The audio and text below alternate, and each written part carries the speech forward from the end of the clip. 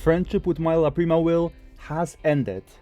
Now, my Forte wheel is my new best friend.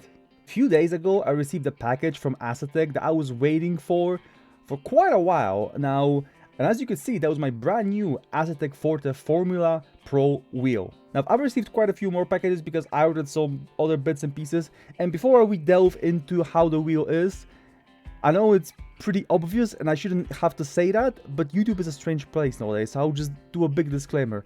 I paid for all of this myself. This is not sponsored, obviously, yeah? But just in case, I just wanted to clarify that. I basically just wanted to record my first impressions with the wheel. So I received a few packages, and in one of them was a brand new Formula rim from Asetek, which came out very recently. I pre-ordered it in the first day that the pre-orders became available, because it gave me a nice pre-order discount, and it allowed me to buy paddles for it. Because when you order this wheel, it comes with 2 paddle shifters either side. But because I got the pre-order discount, I decided to treat myself, and I ordered the carbon paddle shifter set with clutch and the button and everything, yeah? So I have basically all 6 paddles like you would get if you have ordered an Invicta wheel. The interesting thing is, when it comes to this Forte rim, is when you compare it to Invicta, if you bought the paddles like I did, all you're missing on this wheel, as opposed to Invicta, are the 2 back buttons that you would have in here somewhere. The screen is completely the same. It's a touch screen, same as Invicta. It's basically the same screen. All the buttons on the front plate are the same. The only difference that you could notice is the build material used for the Forte and Invicta is a little bit different, and the Forte apparently is lighter, which could actually be a nice positive, because the lighter wheel could allow the wheelbase to transfer better force feedback detail, if that makes sense. I mean, if you have a heavy rim on your base, then it's gonna be harder for that base to move around and move the wheel and give you the force feedback. So the lighter the wheel is, the more detail you will have naturally. So the fact that this Forte wheel is lighter is actually an advantage. So the only disadvantage is a different build material, yeah? So you don't have the metal plate at the back, I think, or whatever, and you're missing 2 buttons, and that's it. Unless you don't buy the paddle shifters, then of course you only have two paddles for shifting, and you don't have the clutch and you don't have the buttons on the top. So that's the main difference. Now, when I received the boxes, the assembly was, I wanna say it was straightforward, but I did the obvious mistake of installing the paddles first, and then I realized I cannot install the handles if I install the paddles first. So if you order this wheel or any other Asetek product, remember, handles first and paddles second, okay? Don't do what I did, because I had to assemble everything and disassemble the paddles and assemble the handles and then assemble the shifters, the paddles again. So don't do what I did. Also, when you order that wheel, it comes with a bunch of stickers that you, I mean, these you don't really need, but these are pretty cool, because they have a lot of different stickers for like brake bias, TC, or whatever. You can just stick it on your wheel if you want to. And the most important is you get a bunch of these. These are basically stickers for your buttons, which is very nice. There's quite a lot of them. I actually found some functions that are not on that sheet. So despite the fact that there's a lot of stickers for a lot of buttons and a lot of functions, I would love more. Because, for example, I don't have a rain light sticker. Give me my rain light sticker, come on. And also, you get quite a few different colors of these. But again, you don't get the...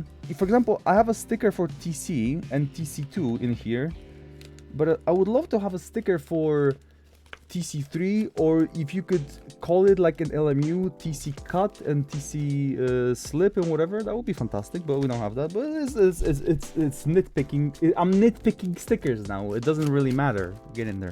You get a little carbon tweezer as well for you to apply those stickers, which actually is pretty handy. It made it a lot simpler for me, because I have very clumsy hands.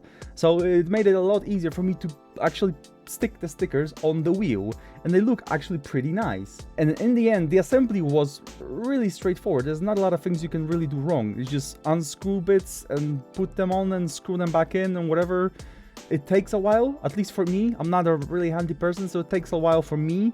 I think 30 minutes tops to assemble the the paddles, then disassemble the paddles, assemble the handles, and assemble the paddles again.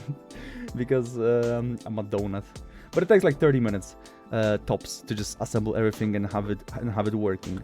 And speaking of working, you basically just plug it in to my Invicta base that I already had, and it comes on the software. So if we take Race Hub and enable our wheel, you can see it immediately connects everything.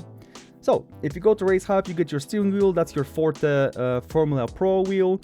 In here you can change the colors of your buttons of the backlight and customize your shift lights. And the cool thing here is your display. That is one of the things I really wanted to have, because for some reason I always dreamed of having a Formula rim with open handles like I have now, with a display in the middle, and now I have it, which is crazy. I'm buzzing just looking at it. You can see all the displays available from Asetek, but the cool thing is it's SimHub compatible. So if you have some crazy dashes that you always wanted to use from SimHub, you can do that right here. And the screen has a touch functionality, but basically you just touch it and it changes the dash. And here you can slightly customize the brightness, the units, whatever you want.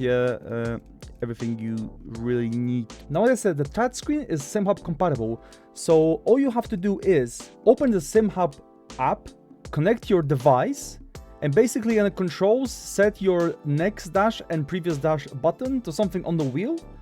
And here in the Dash Studio, in the dashboards, you can basically select a lot of different dashes.